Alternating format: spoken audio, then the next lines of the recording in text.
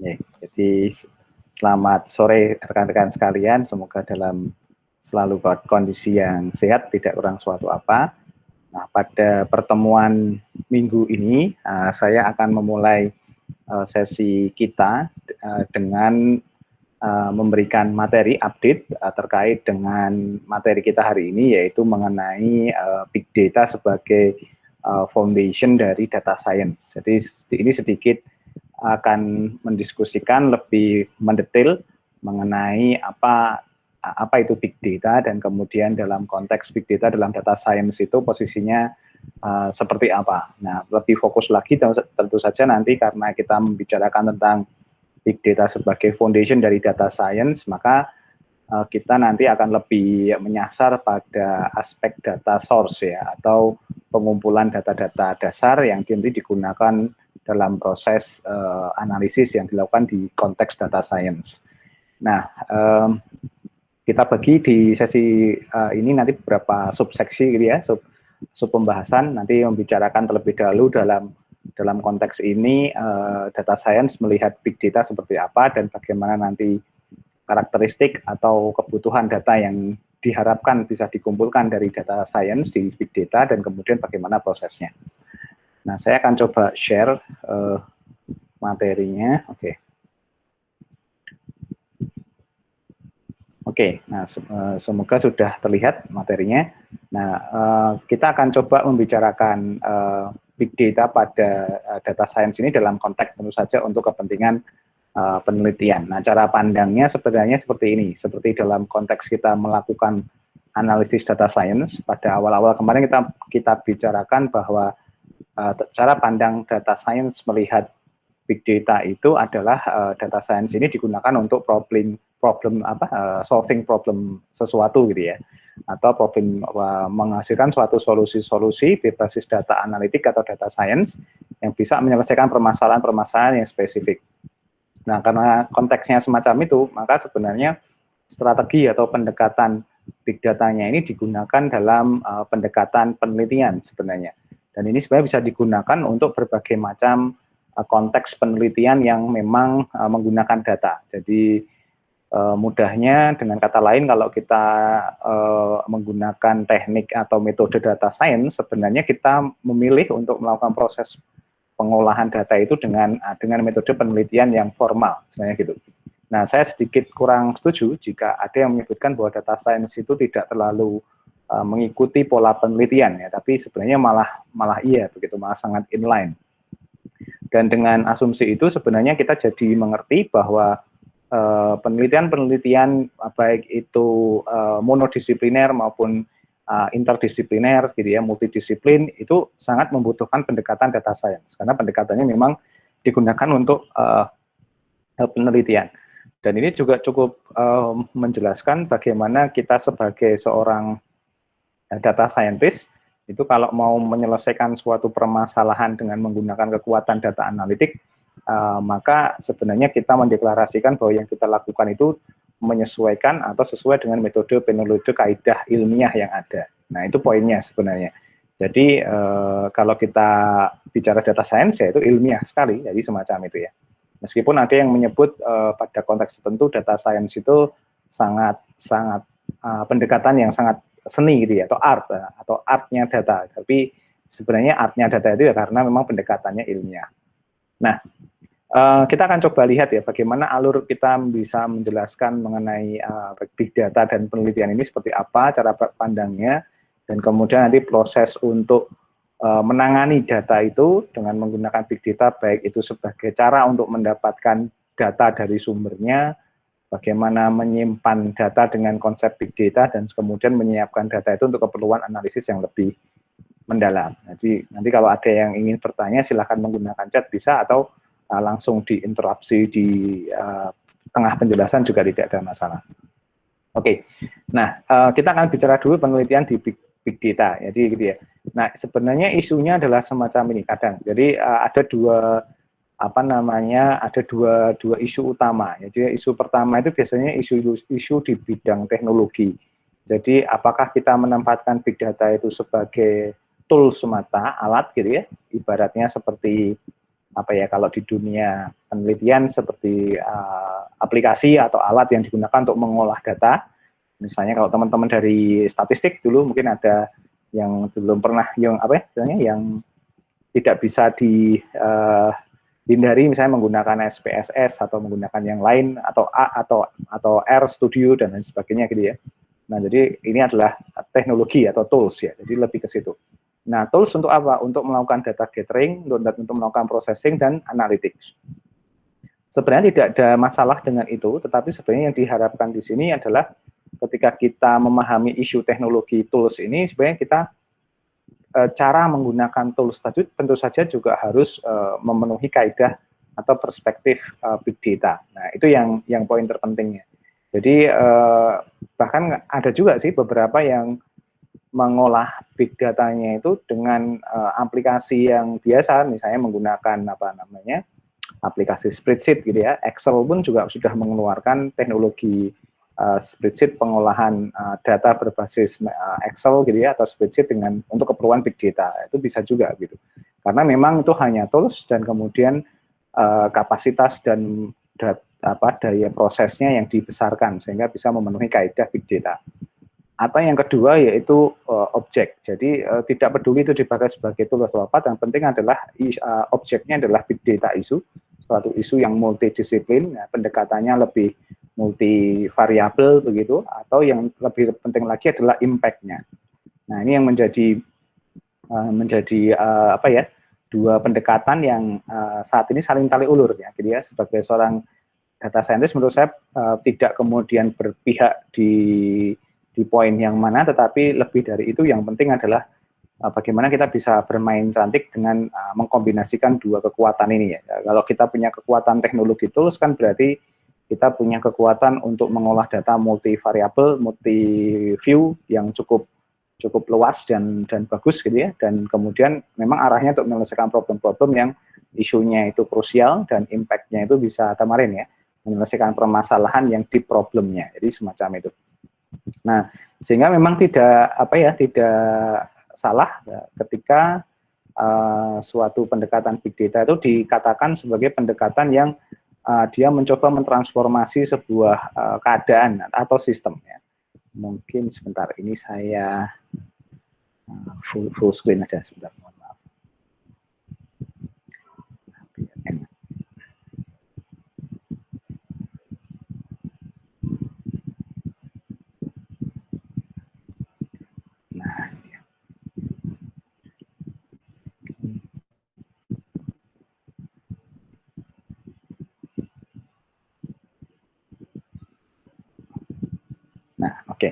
Nah, dalam konteks ini sebenarnya kita ingin memfokuskan bahwa kita menggunakan big data itu ditujukan untuk mengumpulkan sebanyak mungkin data dan sumbernya, agar kemudian mendukung kita untuk melakukan proses prediction dan analisis, termasuk optimization dan kontrol yang tujuannya itu sebenarnya ini ya, tujuan-tujuan spesifiknya, misalnya di agriculture ya, misalnya meningkatkan income, kemudian effective education, reduce congestion, kemudian meningkatkan keamanan, improve safety di smart nation atau di smart city, kemudian menyesuaikan antara kebutuhan supply and demand, dan juga nanti bagaimana mereduksi terjadinya kerusakan dan bahaya yang muncul karena adanya disaster, misalnya kayak gitu. Tetapi ini bisa dituju kalau kemudian kekuatan data yang sangat banyak tadi dan proses yang digunakan yang mengkombinasikan teknologi big data sebagai teknologi tools dan tadi isu sosial atau impact-nya, dengan cara adalah ini sebenarnya kita bisa menghasilkan model. Jadi social model ini adalah operation model yang digunakan untuk merefleksikan behavior atau sesuatu yang muncul atau pattern yang muncul di suatu kelompok data tertentu. Bisa itu kalau kita mengambil kelompok data itu dari Twitter ya berarti memperlihatkan apa yang sebenarnya menjadi pola di Twitter itu. Maka kemudian kita jadi mengenal ya ada sentiment network analysis atau sentiment analysis di Twitter. Nah, itu untuk menunjukkan sebenarnya model atau merepresentasikan suatu suatu kondisi tertentu di masyarakat tersebut atau di kelompok data tersebut. Nah, dari situ kan sebenarnya tidak hanya berhenti di situ ya, tapi juga kemudian kalau misalnya memang kita ingin tujuannya ke sana, nah bagaimana kemudian dari hasil yang memunculkan persepsi dari pola data itu kemudian diarahkan untuk misalnya mendesain social system yang diinginkan. Ya, tentu saja misalnya kalau misalnya di level smart nation kita ingin semua warga negaranya itu punya sentimen positif terhadap kebijakan-kebijakan atau program-program yang dikerjakan. Nah, maka kemudian nanti ada treatment dari situ. Misalnya mengeluarkan program yang lebih baik, kemudian meningkatkan engagement masyarakat atau yang lain. Nah, kemudian nanti dengan suara itu kemudian dilihat lagi apakah modelnya berubah apa tidak. Sehingga akan terjadi yang namanya evaluasi. Nah, kalau kita coba lebih dalami lagi, proses modeling ini kan kalau dalam penelitian sebenarnya kita sering sebut sebagai hipotesis ya. Jadi kita mencoba memunculkan hipotesis awal. Jadi begitu. Atau kalau dalam bahasa tesis atau bahasa proposal penelitian, ini rumusan masalahnya dikristalkan dulu atau diformulasikan. Nah, kemudian kita mencoba mendesain bagaimana agar formulasi ini kemudian terwujud gitu ya atau terbuktikan dengan enhancement tertentu. Nah, biasanya kalau kita penelitian itu ya pakai algoritma tertentu, kemudian di-enhance untuk meningkatkan akurasi atau speed-nya atau yang lain, dan kemudian pada titik tertentu akan menghasilkan, kita evaluasi apakah itu berhasil atau tidak. Makanya di evaluasi pengujian biasanya akan kita laporkan dari target katakanlah meningkatkan akurasi mencapai angka 90% misalnya gitu, ternyata baru kecapai sekitar 76%, misalnya gitu. Apa yang terjadi? Nah, dari situ akan muncul refine system terus-menerus, yang gitu. Jadi ini yang menjadi menarik. Jadi kalau misalnya penelitian kita itu hanya misalnya membangun misalnya sentimen analysis dan kemudian melakukan klasifikasi sentimennya menjadi positif negatif saja, ya sebenarnya baru sampai pada tahap awal ini. Jadi memformulasikan operation model, tapi belum melakukan sesuatu. Nah, yang kita inginkan adalah kalau ini mungkin sudah bisa disebut sebagai pemrosesan data besar gitu ya, tetapi belum bisa disebut sebagai data science. Nah, data science secara cara pandang big datanya sebenarnya 3 elemen ini, melakukan pemodelan, mendesain, dan kemudian mengevaluasi sampai kemudian dikatakan oke, modelnya sudah fit atau sudah sesuai dengan number of performance yang kita inginkan. Nah, ini kan sebenarnya terjadi ya di dunia penelitian. Maka ini adalah salah satu workflow yang kemudian kita sebut sebagai workflow model di data science yang ini menjadi sama dengan apa istilahnya dengan penelitian. Nah, tentu saja untuk melakukan ini kita tidak mungkin ya, kalau mungkin di modeling social system ini mungkin kita bisa hanya mengandalkan data Twitter, tapi untuk mendesain, mengevaluasi, kita harus bekerja sama, berkolaborasi dengan disiplin ilmu yang sesuai dengan target ini ya, target objektifnya. Kalau di agriculture ya kita harus berhubungan dengan disiplin ilmu agriculture kan gitu. Kemudian kalau education ya dengan education, karena mereka punya teori, punya suatu konsep, kemudian punya suatu expertise yang sesuai dengan operasional di bidangnya ilmu masing-masing. Nah, sehingga pada titik ini kita butuh yang namanya ini kolaborasi atau multidisciplinary research. Nah, ini sebagai contoh di bidang human centered ya, atau mungkin lebih arahnya ke psikologi gitu ya. Jadi kita butuh nih adanya computer science gitu ya, ke human engineering, cognitive science, dan juga psikologi untuk bekerjasama menghasilkan suatu analitik yang multidisiplin, sehingga harapannya yang tadi rewind sistemnya bisa berjalan dengan sangat baik gitu ya. Nah, ini sebenarnya yang menjadi dasar ya kenapa tadi kita sebut sebagai penelitian. Nah, kita akan coba masuk bagaimana itu kemudian bisa dianggap sebagai penelitian. Jadi ini ada suatu suatu cara berpikir yang menarik gitu ya, dan ini malah dikembangkan di dunia psikologi yang saya ambil, jadi misalnya gitu. Jadi ternyata ketika mereka menggunakan big data, itu mereka fokusnya big data itu tidak dalam semata-mata sebagai tools pengolah data. Tapi ini yang menarik. We first analyze big data to generate hypothesis. Jadi mereka mengumpulkan data sebanyak mungkin dari berbagai macam sumber untuk melihat apa yang sebenarnya ditunjukkan dari pola-pola data yang ada. Nah, dari situ kemudian muncul hipotesis. Nah, ini kan kebalik di dunia kita ya. Kalau di dunia kita biasanya kita mencari perumusan permasalahannya dulu baru melakukan hipotesis. Nah, kalau ini tidak, ini dihadapkan dengan suatu kumpulan data, dalam hal ini mungkin melakukan eksplorasi ke lapangan, mengumpulkan data pendukung dan lain sebagainya, dan kemudian nanti memunculkan hipotesis. Nah, dari sini ini menarik sekali, karena pendekatannya adalah big data tidak hanya sebagai tools semata, tetapi tadi, big data sebagai isu. Nah, ini cukup berkembang di dunia non-teknis ya, atau non-eksakta malahan. Jadi saat ini sangat berkembang pesat. Nah, mungkin sekedar cerita, saya punya satu mahasiswa bimbingan S3 disertasi gitu ya di Fakultas Psikologi, itu sekarang sudah masuk ke proses pengembangan metodenya.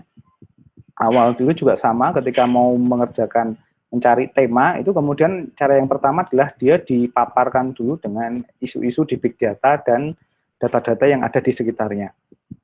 Dia tertarik tentang education psychology gitu. Nah, kemudian dia akan coba explore dulu apa saja yang ada data yang terkait atau yang mendukung dengan fokus penelitian. Dari situ dikumpulkan, dianalisis, di mapping gitu, dan akhirnya mereka muncul hipotesis. Mungkin rekan-rekan sekalian pernah mendengar tools ya yang digunakan untuk melakukan identifikasi gap penelitian ya. Nanti coba kita search ya, tapi nanti ada yang menarik. Nah, dari situ ini menarik, sehingga hipotesis yang dimunculkan atau rumusan masalah yang dimunculkan itu diambil dari big data. Nah, ini mungkin teman-teman yang background-nya mathematician atau matematik, statistik mungkin bisa memberikan ilustrasi nanti semacam itu. Nah, dari situ, dari hipotesis itu bisa jadi sehingga kita dalam satu lingkup big data isu ini kita punya banyak sekali hipotesis ya begitu. Jadi tinggal kita mencari mana yang misalnya hipotesis itu yang memang cocok dengan yang akan kita kerjakan atau yang kita pilih. Nah, dari situ kemudian melakukan validasi atau validation. Nah, ini juga menarik karena validasi ini juga bisa menggunakan big data ya. Kita menggunakan Force Viewer ya. Jadi ada semacam visualisasi research map gitu. Nah, kita masukkan keyword dan kemudian masukkan konten dari penelitiannya, kemudian nanti akan kita kasih tahu apa gap dan juga apa yang menjadi perbedaan. Nah, kemudian nanti kita baru melakukan teknik penelitian di masing-masingnya. Nah, ini yang menjadi tantangan atau sesuatu yang menarik. Nah, dari sini sebenarnya saya ingin menyatakan bahwa tadi big data tidak hanya sebagai tool, tapi ditempatkan di awal sebagai isu. Nah, gitu. Nah, ini menarik karena kalau semacam ini maka data science-nya akan sangat kentara. Nah, ini juga menarik ini. Contohnya nanti bisa dilihat di di website bagus sekali namanya mypersonality.org nih. Ini banyak sekali penelitian-penelitian di bidang personality ini yang di-generate dengan menggunakan big data tadi. Nah, baik contohnya nih yang nomor 2 deep neural network untuk mendeteksi orientasi tertentu dari facial image misalnya semacam itu. Nah, ini juga ada yang big data in psychology, ini introduction ya, tapi ini mapping gitu. Nah, ini bisa terjadi ya. Jadi computer based personality judgment more accurate than made by human misalnya semacam itu juga menjadi menarik ya. Nah, ini salah satu contoh ya, jadi bagaimana kemudian proses itu dilakukan. Nah, sekarang tantangannya ada di kita sebenarnya, apakah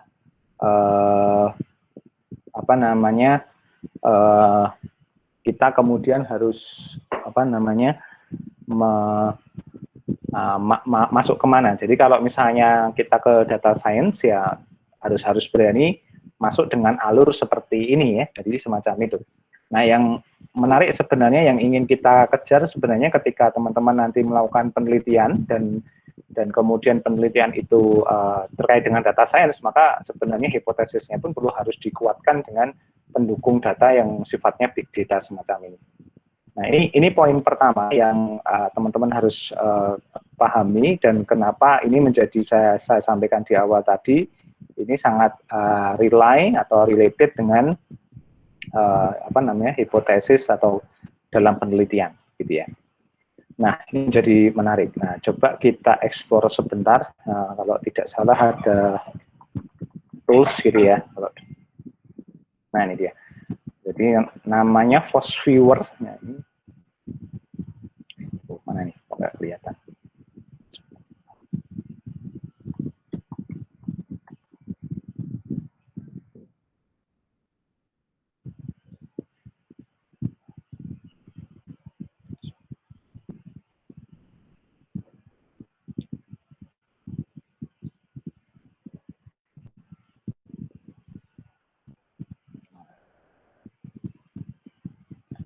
Nah, mungkin sudah ada juga yang pernah menggunakan atau pernah berkenalan dengan tools semacam ini ya. Ini sekarang cukup banyak dipakai oleh teman-teman di social science ya. Jadi mereka kemudian bisa membuat semacam mapping gitu ya, research gap dan segala macam itu dengan pendekatan big data. Jadi ini sangat penting untuk kemudian kita bisa membuat pendekatan ya untuk memvalidasi apa yang kita inginkan, jadi semacam itu. Nanti bisa dilihat lah. Oke. Nah, oke, mungkin kalau ada pertanyaan silahkan. Ini saya